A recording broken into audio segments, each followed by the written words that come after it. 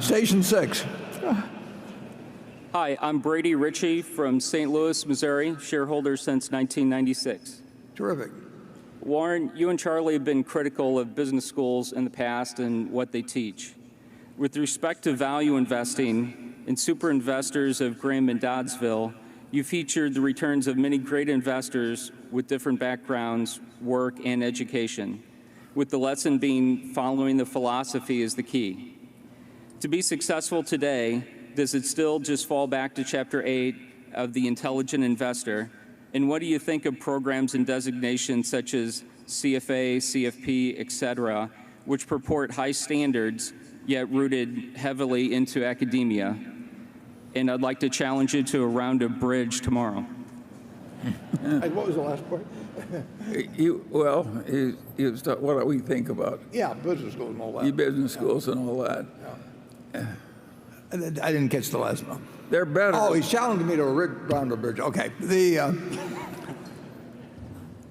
I went to 3 business schools, and at each, I found a teacher or two. I went to one specifically to get a given teacher, but each one of them I found a teacher or two that I really got a lot out of. So we're not anti-business school here at all. We do think that the priesthood, say 30 years ago, for example, in terms of, or 40 years ago, in terms of efficient market theory and everything,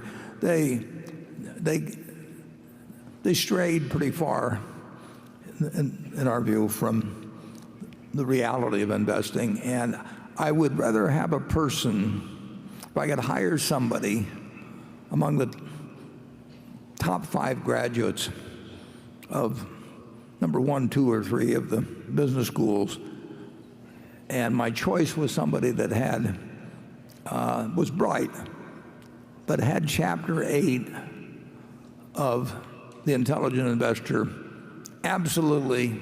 It just was natural to them. They had it in their bones, basically. I take the person from Chapter 8. This is not, what we do is not a complicated business.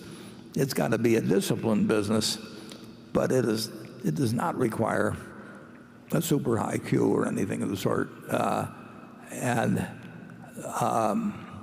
There are a few fundamentals that are incredibly important, and you do have to understand accounting.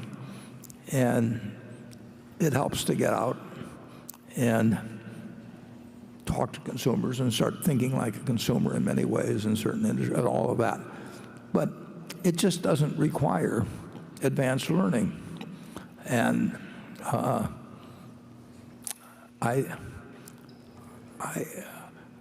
certainly, I didn't want to go to college, so I don't know whether I would have done better or worse if I'd just quit after high school, and read the books I read and all of that. I think that if you run into a few great teachers and they really change the way you see the world to some degree, you're lucky, and you can find them in academia, and you can find them in ordinary life. And I've been extraordinarily lucky in having great teachers, including Charlie. I mean, Charlie's been a wonderful teacher. And any place you can find somebody that gives you insights into things you didn't understand before, maybe makes you a better person than you would have been before, that's very lucky, and you want to make the most of it. If you can find it in academia, make the most of it, and if you can find it in the rest of your life, make the most of it. Charlie? Well, when you found Ben Graham, he was unconventional, and he was very smart. And of course, that was very attractive to you. And then when you found out it worked and you could make a lot of money while you're sitting on your ass, of course, you were an instant convert. And so... It still appeals to me, actually. Yeah. I mean, but the world changed. Before he died, Ben Graham